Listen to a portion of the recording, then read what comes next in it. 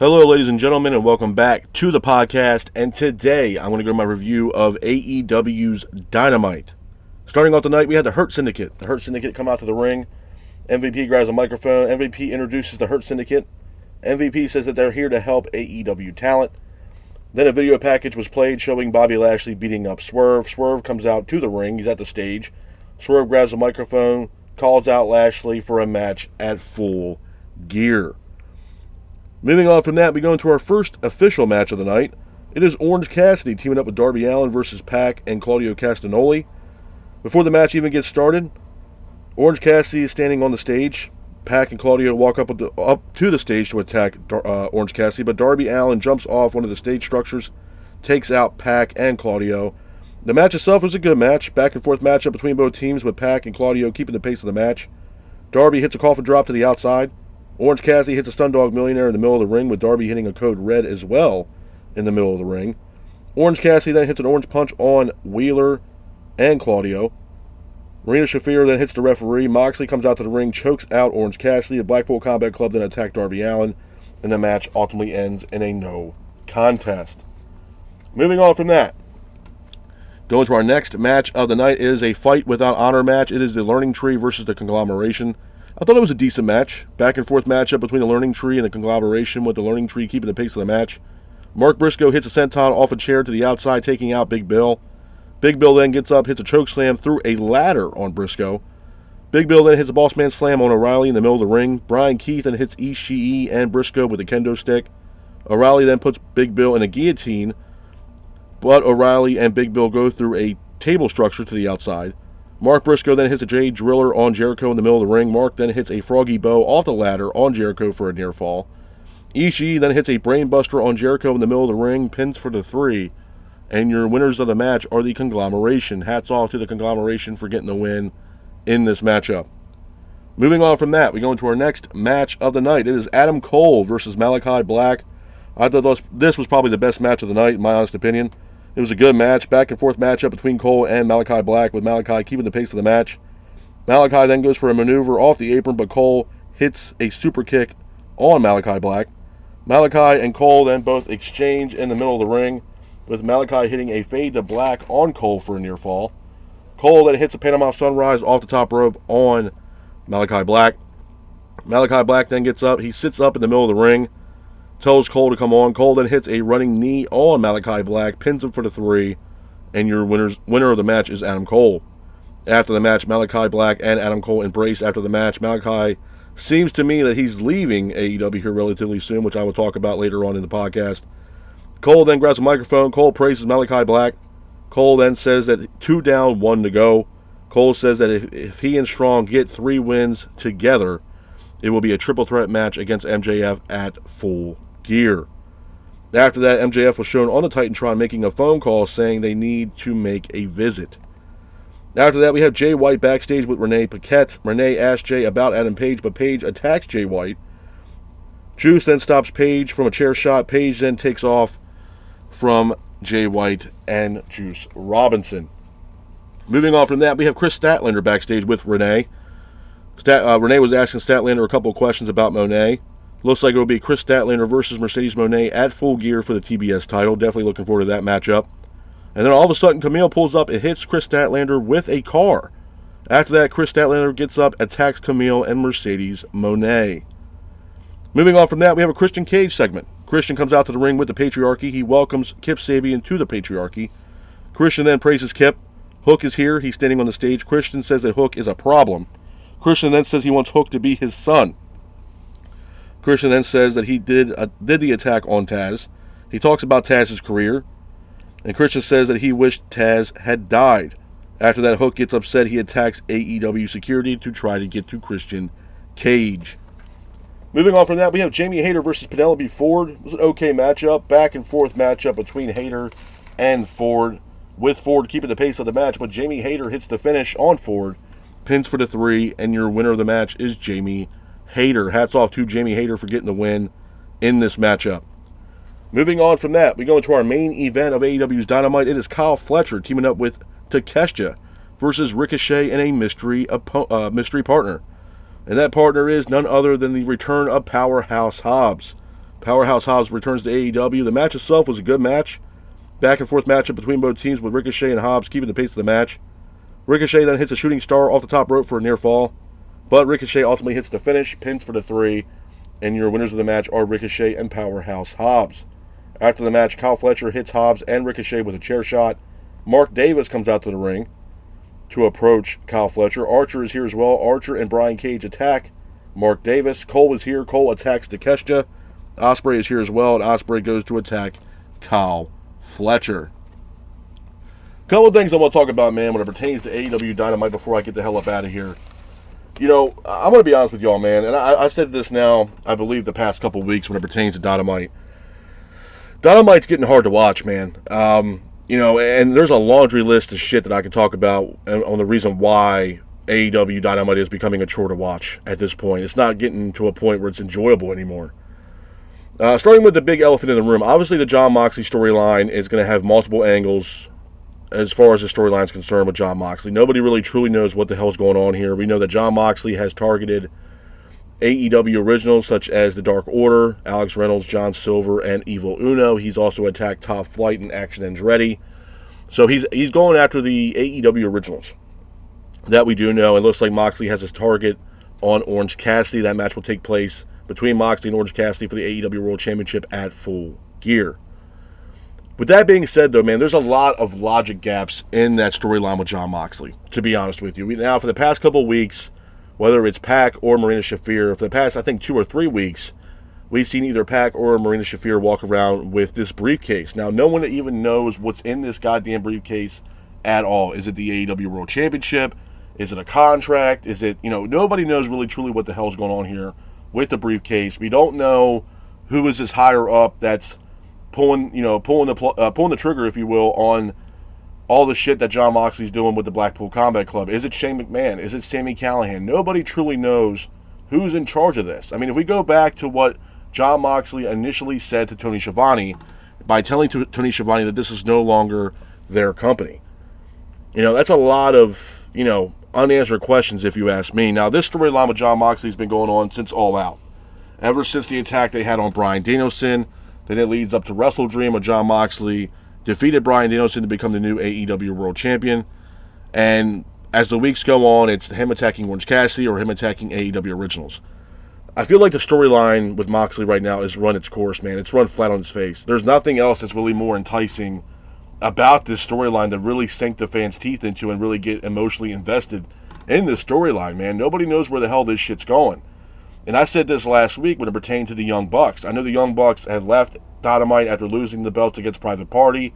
They say they were going to be working from home and watching AEW Dynamite from home, and they were taking some time off. And now I did mention that maybe the Young Bucks will come back as baby faces to take on Jon Moxley and the Blackpool Combat Club after what they did to Brandon Cutler last week when they attacked Cutler backstage on AEW Dynamite. And that's still yet to be determined. The Young Bucks could come back around Full Gear and attack Jon Moxley and have Moxley lose the AEW World title and hand it over to Orange Cassidy. That's also another possibility. But then I started thinking about how this storyline would really present itself if the Young Bucks come back as babyfaces. Now, the other wild card in this that no one's really talking about or discussing is Kenny Omega. Kenny Omega was recently at a New Japan Pro Wrestling show, I believe it was Power Struggle, where he announced that he is on his way back to professional wrestling after dealing with diverticulitis. He's on his way back, or at least the mission statement that he put out in front of the fans at New Japan is that he is starting to, slowly start training to work his way to get back into the ring. Awesome. Omega is a babyface. Now, I don't know, obviously there's some unfinished business there between the Young Bucks and Kenny Omega after the Young Bucks, the last time we seen Kenny Omega on Dynamite, the Young Bucks and Jack Perry attacked Kenny Omega and ended up putting him on a stretcher and putting him in an ambulance. So, I don't know if Kenny Omega is going to factor into this, if the Elite were to come back or the Young Bucks were to come back as baby faces. I don't know if Kenny Omega is going to realign himself up with Matt and Nick Jackson. I have no idea. But what I will say is this. You got Matt and Nick Jackson to come back as baby faces taking on Jon Moxley, Pac, Claudio, Wheeler Yuta, and also had to deal with the wild card of Marina Shafir. So I don't know how that's going to factor in to the Young Bucks if they were to decide to come back as baby faces. But the storyline with Moxley right now, man, it's running, the well's running dry. It really is. I mean, I think a lot of people, and I might not be the only person saying this, but the story's running flat on its face, man. The story's not going anywhere, and a lot of fans are not really getting invested in what the hell Moxley's really doing. The shit's getting old, man. It really is getting old. Adam Cole. Adam Cole last night, to me, that matchup with Malachi Black was the best match on the card, in my honest opinion, last night. It was a great match. Adam Cole finally coming back to AEW, having the match last week with Buddy Matthews, now having this matchup with Malachi Black. It was a good match. But I will say this, like I mentioned earlier, when it pertains to Malachi Black, I've said this now for the past couple months. Malachi Black, to me, is on his way back to WWE. I know once he's a free agent, I know WWE is going to be throwing him a shit ton of money to bring him back into the fold of WWE, and rightfully so. I think Tony Khan and AEW truly don't know what to do with the House of Black. And the fact that we haven't seen Malachi Black with a singles championship yet since he's been with AEW is crazy. I think he is on the short track list to go over to WWE. I 100% believe that. His wife is currently over in WWE with Selena Vega, or fiance, or whatever you want to call it. She's over in WWE. Malachi is over in AEW. I can just see him going over to WWE. And after the match last night, and him sitting in the ring, and it looked like it was kind of like a farewell, if you will, after the match with Adam Cole for Malachi Black. So I don't know. It's still yet to be determined, but to me, it seems like Malachi Black is on his way out of AEW when his contract is up, man. I don't see him. I'd be very surprised if he sticks around with AEW. I think he's for sure gone to WWE if they offer him a contract. He's gone. The other news of Adam Cole is what he said about Roderick Strong. If Adam Cole and Roderick Strong both win all three of their matches, this won't be Adam Cole versus MJF one-on-one. It'll be Adam Cole versus MJF versus Roderick Strong in a triple threat match. I'm going to be honest with y'all. When this first was initially announced, I don't know how Roderick Strong fit into the fold of this storyline here between Adam Cole and MJF. I don't understand the reason of doing that. I don't understand the booking or the logic of that. I just don't. This whole thing is between Adam Cole and MJF. This has nothing to do with Roderick Strong, in my honest opinion. It ain't got shit to do with Strong. The Undisputed Kingdom is a dead issue at this point. It means nothing. You guys were red hot last year before World's End when you revealed yourself as the person behind the Devil's Mask, and now you guys haven't done shit. Wardlow's injured. He's on the shelf. The Undisputed Kingdom's not doing a damn thing right now. It's a dead stable. It's not going anywhere. So, again, with AEW, there's a lot of logic gaps with AEW. And I've said this multiple times about AEW as well. AEW in the first 3 years were red hot. Red hot. You couldn't touch AEW at all. Best tag team division in the world. Women's division was strong. They were putting on, banger matches. Sting's retirement tour, his retirement match. The first 3 years of AEW were absolutely insane. The past couple years of AEW have been abysmal, man. They've been awful. It's hard to watch, man. I don't know how else to say it, but it's hard to watch AEW's product right now. It genuinely is. And like I mentioned in the past, AEW is no longer the alternative anymore. They're just not. Unfortunately, WWE is that alternative because nobody wants to watch AEW's product anymore because the product is shit at this point. And I'm just keeping it real, man. I've been watching AEW since the very beginning. Very beginning. Since the first, All Out or All In show. I believe it was All Out. I believe. When they had, the Young Bucks. They weren't even a company at that point. It was Cody. It was, Omega. The Young Bucks. That whole event they put on for the fans, I believe in Chicago. Or no, it was MGM Grand, I believe. I've been watching AEW since day one, bro. And, it's crazy to see how the company started. And the first 3 years of the company and how progressive they were getting better and better and better and better every week. Where the past couple years, as of late, AEW has been lackluster and downright lazy with their booking, man. It's just, I don't know what Tony Khan needs to do to bring a little bit more limelight into this company, but right now, this is the shit they're going to keep doing. This company's not going to last, bro. It's not going to last. I understand they signed a TV deal for the next, 4 years. I get that. But it ain't going to mean shit if fans are going to start slowly leaving AEW or not watching the product anymore, and no one really gives a shit about AEW because AEW at that point becomes an afterthought. Oh, AEW is on television. You know what I'm saying? It's not going to matter. If they can't put people in the seats and they can't get people watching the show anymore because the show's so goddamn bad, it's not going to matter whether they signed a 4-year deal or not because no one's going to give a shit about the goddamn show. I genuinely, and I said this when they signed their contract for their new TV rights deal, that my biggest concern and biggest worry out of this new contract and TV deal with Time Warner in AEW is that once Tony Khan got his money, he was going to get lazy and lackadaisical. And that's exactly what we've been getting for the past few weeks. You know, the build up towards Full Gear, it's a slow burn, bro. Like, it's not super excitement leading into Full Gear. There's just not. And they have plenty of time to build towards that show. It's a slow burn, man. This is not the same AEW that we got in the first 3 years. And obviously things change. I know a lot of people still, and myself included, man, we still dwell on the days of NXT Black and Gold. It was some of the greatest times of pro wrestling of all time. And we were spoiled, man. We were spoiled with what Triple H brought to the table with NXT Black and Gold. And maybe we were spoiled with AEW in the first 3 years. And obviously shit changes. I get that. But does it have to change so much to a point where the show becomes so goddamn bad and so hard to watch? You know what I mean? Change is good. I'm not saying change is a bad thing. But they completely changed the direction of what AEW was all about to what it is now. Shock the world. What are you shocking right now? You guys can't even beat NXT in the fucking ratings right now. Shock the world? No, dude. And I'm going to keep it a buck. I'm going to keep it 100% with y'all, man. I know there's been rumors and speculation, not as of late, but a couple months ago about AEW presenting a new show with AEW Shockwave being either on Tuesday or Thursday nights. I'm going to be honest with y'all. Don't put that shit on Tuesday nights, because right now NXT is kicking y'all's asses in the ratings. Don't do it. Put it on Thursdays, have its own time slot, 8 to 10, call it a day. Because right now, you guys competing with NXT, it's just not going to happen. Now, I haven't got the ratings from what NXT brought to the table last night, but I will say this. NXT had a hell of a show last night. Live from the 2300 Arena in Philly, the home of ECW, and they had ECW alumni at the show last night. From Dawn Marie to Francine that was in the crowd to Bubba Ray Dudley was a tag team partner to the NXT World Champion Trick Williams to Rhino making a special appearance at the NXT show last night. You know what I mean? And what did AEW bring to the table? The return of Powerhouse Hobbs? The return of Will Ospreay? Come on, man.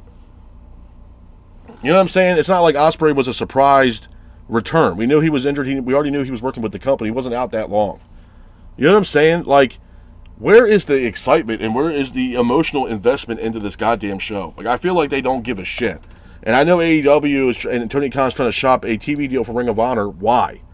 I said the same shit last week, and I'm going to say it until the end of time. Ring of Honor is a dead product. Worse than AEW. No one gives a shit about Ring of Honor. Ring of Honor has not been the place to wrestle for a very long time, since Tony Khan had bought the company. To be honest with you. Since Tony Khan has bought Ring of Honor has gone to shit. In order to watch Ring of Honor's product right now, it's behind a paywall to watch their product when no one even knows who the fuck is on the show, nor does anybody care. Now, I'll say there are certain names on that show that need to get the hell away from Ring of Honor. Athena. Athena needs to be with AEW. She is wasting her goddamn time being with Ring of Honor. She needs to be with AEW. And I'm going to keep it a stack. There's some people on AEW's roster, for the women, that should be showcased more on Ring of Honor. Anna Jay. She should be showcased on Ring of Honor. Get some more ring time. Absolutely. You know, there's maybe even Deonna Purrazzo. Have her go over to Ring of Honor. Taya Valkyrie, same thing.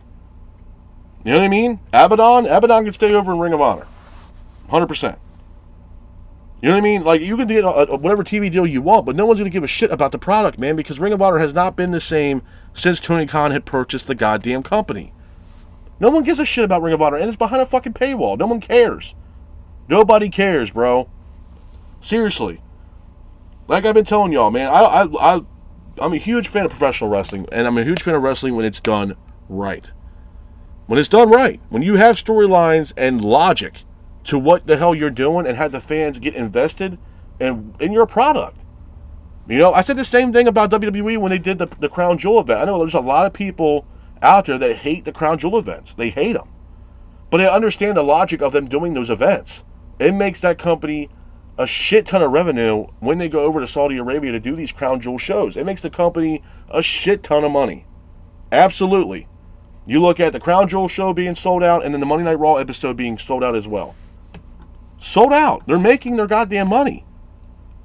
AEW is not making that kind of revenue. I can promise you that shit. 100%. They're not even selling out their arenas. AEW should go to smaller arenas like the Hammerstein Ballroom. You know what I mean? Those kind of arenas where you could pack the house and put on a great show. something like NXT's Performance Center and have something like that, because you're going to all these different places all over the country, all over the world, and you can't even pack the house, bro. You can't. Look at Grand Slam this year. You had what, 7,000 compared to last year was like 11 to 12,000. You know what I mean? There was like 2,000 to 3,000 empty seats in there because you couldn't fill the goddamn Arthur Ashe Stadium. You know what I'm saying? Like, it's not hard to comprehend. They want to make themselves into this big conglomerate of pro wrestling, but they're not, dude. They're not. And like I told you guys, when is the last time, like, with all due respect, when is the last time when it pertains to AEW that you were solely invested in one of the storylines of AEW? Because for me, the last two that I can honestly say that I was actually kind of remotely invested in was at the person behind the Devil's Mask, which we all found out to be Adam Cole, and Sting's retirement match and his retirement tour. That was the last time that I was invested in what AEW was doing, bro. And that was last year. Last year. You know what I mean? Sting retired at Revolution. And it was a great retirement match. Great. One of the best retirement matches I've seen of all time. Hands down. And I will give Tony Khan credit on that. He did a great job in handling Sting's final run and his retirement match. It was absolutely awesome. Poetry in motion. But other than that, man, they haven't done shit to get the fans invested in the product, man. This company is failing. It's failing itself, and it's failing the fans, bro. And it's hard to watch, man. It's hard to watch AEW Dynamite. It is. So many logic gaps in the show. Storylines that don't even mean jack shit. They don't continue the storylines. And the storylines that they do try to create, they run flat on their face. The Jon Moxley situation is getting so old where people are not even giving a shit anymore. They're not. Because you're not leaving those Easter eggs out there to get fans. Oh, I didn't see that. Or, hey, what's in the briefcase? Like, it's been going on in 2-3 weeks now. What's in the goddamn briefcase? Why have we not seen Jon Moxley with the AEW Championship? Or why can't we see the AEW Championship modified to Jon Moxley's liking? You know what I'm saying? What's in the goddamn briefcase? You know, who is the higher up that's, pulling the direction for Jon Moxley? Is it Shane? Is it Sami Callihan? Nobody knows jack shit right now what's going on with this Jon Moxley storyline. Only thing that we got was that Moxley's attacking AEW Originals, and he has a high-profile matchup for the AEW title against Orange Cassidy at Full Gear. That's it. That's it. There needs to be anticipation, there needs to be build, there needs to be excitement, and AEW doesn't give a rat's ass about that shit. They don't. They don't give a shit. They don't. They don't care, man. The whole mission statement for AEW was that we're wrestling for the fans. We care about our fans. Well, if you care about the goddamn fans, bro, you'd be putting on a better product than what you guys have been doing. You guys were money hungry in this new TV rights deal. That's why it took so goddamn long. And you guys got lazy and lackadaisical. And the booking has been horrible for AEW for the past, the past few months. It's been hard to watch AEW's product. And I'm not sitting here saying NXT is all that great either, but I would not be surprised if NXT didn't beat AEW in the ratings last night. Especially due to the fact that they were in the ECW arena, had ECW alumni that were going head-to-head with AEW on the time slot, 8 to 10. I would not be surprised if NXT did beat AEW in the ratings. Because the only match that really gave a shit that was actually worth a damn last night on AEW was Adam Cole versus Malachi Black, in my honest opinion. To be honest with you. The main event, Kyle Fletcher and Takeshita teaming up against Ricochet and Powerhouse Hobbs. Yeah, we get the return of Hobbs, but before Hobbs came back in, he was a heel. And now we team up with Ricochet, which Ricochet to me seems like he's a babyface. So did Powerhouse Hobbs turn babyface? What happened with the situation with him and Don Callis? The only thing you said, Don Callis didn't renew his contract. News to us. You know what I'm saying? There was no word about anything with Powerhouse Hobbs since he's been out. Nothing. So, again, it's the logic gaps, bro, which I don't understand the direction of where AEW is going, bro. And at the end of the day, AEW, it is getting hard to watch. Because you can't, for me personally, as a fan, it's hard for me to genuinely get invested in this product when I feel like this product does not give a damn, dude. Seriously. My grandmother can write a better goddamn wrestling show than this shit from Tony Khan. No bullshit. Like, it's horrible, man. I'm just keeping it a buck with y'all, man. This shit is garbage. Like, it's horrible. And it's not like AEW doesn't have the goddamn talent. They got the fucking talent. From Adam Cole to Kenny Omega to Will Ospreay. I mean, Bryan Danielson. I mean, if you genuinely think about it, just from Bryan Danielson, Kenny Omega, and Will Ospreay, you got 3 of the greatest wrestlers of this generation all working under the same goddamn company. 1, 2, and 3. Ospreay, Omega, Bryan Danielson. Then you got Adam Cole. You got Malachi Black. You got Buddy Matthews. Hell, back then you had Andrade. You had CM Punk at one point. You know what I'm saying? MJF. Miro. What the fuck are we doing? You know what I'm saying? Miro was on the fucking shelf. Ricky Starks is still on the fucking shelf. He's not injured. He was just at a fucking indie event not too long ago. And he wants to wrestle. But Tony Khan has no creative for him. You know what I'm saying? A waste of talent. It's a goddamn shame. It's honestly a shame. Really. Because Ricky Starks can be TNT champion or world champion. Ricky Starks could have came back and be the savior of AEW. And they would push Ricky Starks to the goddamn moon. But no. Ricky Starks is sitting on the shelf. Not that he's injured, but he's just waiting for some kind of creative from Tony Khan. Got nothing for him. Nothing. If shit keeps going the way that it's going to keep going, bro, this company is going to fail. I'm telling you guys that flat out. I know they signed a TV deal. I know they're working out deals with HBO Max and stuff like that, and they're going to be showcasing AEW events on Max. I get that. But what happens, like I told you guys earlier, man, when fans stop going to the show and they keep losing in the ratings and people stop watching AEW? It's not going to matter whether they got the 4-year deal or not, bro. It's not going to matter. They have a live show and there's 300, 400 people in the goddamn crowd. That's a big-ass problem. That's a big fucking problem. You know what I'm saying? Doesn't matter whether they sign a TV or not now, or deal or not. Doesn't matter. If fans can't get invested behind the product, who gives a shit about AEW? You know what I mean? Where on the other side you have Raw and SmackDown. I'll say it even now with even this being an AEW review. The best storyline right now in all professional wrestling, and I've said it multiple times, and I'll say it until I was blue in the face, the best storyline in professional wrestling right now is the Bloodline. And I will argue that all day long, bro, because at least with the Bloodline storyline, and I've said this multiple goddamn times, they constantly keep adding these small little ingredients to intensify the storyline and get fans invested. Bringing in Tama Tonga and Tonga Loa from New Japan. Bringing in someone like Jacob Fatu, who is a powerhouse and a force to be reckoned with within that roster. Bringing them in. Having Solo being the new tribal chief. Roman chasing after Solo to get his rightful spot back as the original tribal chief. And then Roman bringing in Jimmy, bringing in Jay, possibly Sami Zayn, the original bloodline to go up against this new bloodline.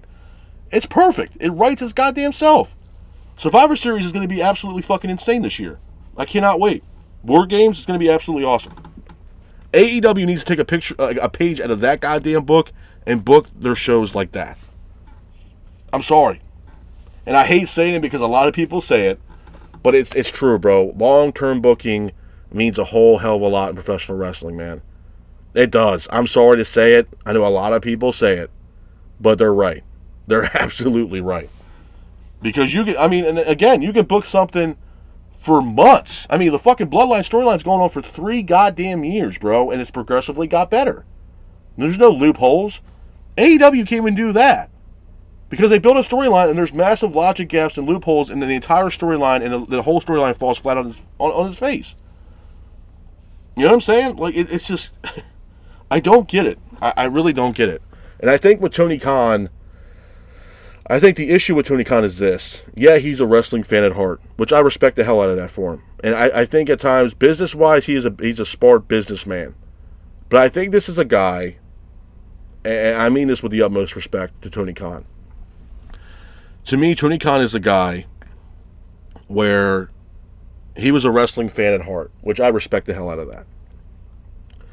And then obviously his family has money, and he's got his own money, and because he's a wrestling fan at heart, he purchased he created his own wrestling company, and he was able to live out probably a lifelong dream that he had ever since he was a kid. Rather than pulling out the action figures out of your whatever, where you got your action figures at, and playing in a WWE ring and recreating matches, he gets to actually recreate matches in real time, in real life, with actual pro wrestlers, man. So he gets, to me, it's like, you're living a lifelong dream. But unfortunately, because of that, there's going to be logic gaps in the show. There's going to be people missing that we haven't seen in a while from these shows. And it's going to hurt AEW in the long run. I've said it from the very beginning, man. Tony Khan has a lot of shit on his plate. You know, he's booking for AEW Dynamite. He's booking for Collision, Rampage, as well as Ring of Honor. But I also have the notion, in my honest opinion, that Tony Khan has a really hard time trusting other people with this show. To me, Tony Khan needs to hire some writers, bring them in to write for these shows. And yeah, Tony Khan can have the final say-so, but you need to have some other endpoint creatively to hopefully impact this show in a good way. Because right now, Tony Khan is just writing some shit on a piece of paper and hoping that, you know, one of the ideas stick, and it makes a lot of damn sense when it doesn't. You know, and I think that's the biggest downfall of AEW.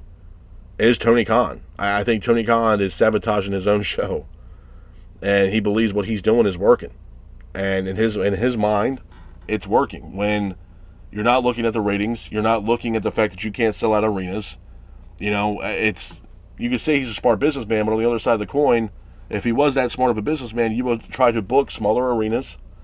You know, you would have more storylines or creative storylines for your product, and you would intensify the show so you're not progressively getting your ass kicked in the ratings every single week. You know what I mean? It's not hard to comprehend here. It's not. And I think Tony Khan and AEW, they just don't give a shit anymore. They made their money, and they're happy with where AEW is at right now as a whole. And I just think, unfortunately, it's going to cripple this company to nothing. And it's going to turn into WCW 2000 all over again, where the matches are going to get stupider and stupider, and massive logic gaps to the point where this company is not even worth a damn anymore if they don't change it here relatively soon. Because if not, and this is what we're going to be getting for the next 4 years, I don't know, bro. I don't know. I think AEW needs to change a lot of their shit up. I think Tony Khan needs to hire some writers to write for AEW Dynamite, and I think, you know, he needs to create storylines to actually get the fans invested in what the hell AEW is doing. Because right now, man, it's just, I don't think it's that. I just don't see it being that. And with Jon Moxley, I respect it. I respect the hell out of Jon Moxley. I do. I think he's a great wrestler. I think he's a great performer. And he's very good at his craft. But I will say this storyline right now with Jon Moxley, I feel like it's running its course and it's starting to fall flat because you're not getting fans invested in what the hell you're doing. You know, what's in the briefcase? Who's the person higher up that's giving Moxley all these orders? You know, this whole shit with Moxley's been going on ever since basically All Out, which was what, roughly September? You know, here we are in November. You know what I mean? Like, past couple weeks, bro. Like, come on. Like, we need something more. You need to pull fans in and be like, oh, holy shit, man, what the hell is that? Or I didn't see this coming. No, we're not getting that. Logic gaps. It's crippling the storyline, if anything else, and not making it better. You're not intensifying it. You're not getting the fans invested, man. AEW needs a change. And I'm going to continue to keep saying that until I see change personally. And right now I have not seen it, and who knows if we're ever going to see that change with AEW. But if not, and we don't see that change with AEW, man, I don't know how long this company truly is really going to last, to be honest with you, because I'm telling you, yes, I understand they signed a TV deal for the next 4 years. They're going to be on TNT and TBS. I get it, man. But fans are not that stupid, and you're going to have more fans leave AEW and stop watching the product because they're just getting bored with it. And they're not getting invested anymore because too many logic gaps and no real actual decent storytelling in AEW. I told you guys before, man, AEW cannot book this shit like it's All Japan Pro Wrestling. It's not going to work. It works over in Japan, yeah. New Japan doesn't really have storylines. They put on the best versus the best, hence the G1 Climax. It's a tournament to pretty much crown the best. And that tournament goes on for months, bro, all over Japan, all over the country. You know what I mean? And it's spread out throughout months. You know, it's one of the greatest, if not the greatest tournament in all professional wrestling. You look at All Japan Pro Wrestling, man, it was the same kind of format back then with, you know, Misawa and Kawada and, you know, Dr. Death Steve Williams and Vader. It was just the best versus the best. And I'm not saying that All Japan Pro Wrestling didn't put on bangers. No, they did. Absolutely. Misawa is an absolute legend, God rest his soul. Kawada, same thing. You know, all these guys were legends. They put on banger matches. You know what I mean? You know, Tiger Mask, all that stuff. Dynamite Kid, Bruiser Brody. All these guys wrestled for over in All Japan Pro Wrestling. Owen Hart also made a huge name for himself working with All Japan Pro Wrestling as well. So, and that's great. You know, it was really good wrestling. It really was great wrestling, but unfortunately, I think with fans over in the States, we need storyline, man. We need build up towards these matches so fans can get invested in these matches and really sink their teeth into that, because right now we're not getting that. And because of that, it's crippling this company, whether it's ticket sales or very not good, ratings, viewing ratings at all for the show, and just the weekly episodic television is just, it falls flat, bro. It does. Tony Khan, yeah, he is Mr. Pay-Per-View. I will give the guy that. But when it comes down to weekly episodic television, I really don't think he gives a shit, man. I just don't. And it shows, because these shows are just lackadaisical booking and like just logic gaps out the wazoo, and just, again, just storylines that fans really can't really get invested in. And I think it's ultimately, crippling this company, to be honest with y'all, man. And AEW needs to change quickly, because if not, it's progressively going to get worse, where people are not going to really give a damn about AEW anymore. But with that being said, this is my review of AEW's Dynamite. I hope you guys are out there staying safe, be careful, and remember,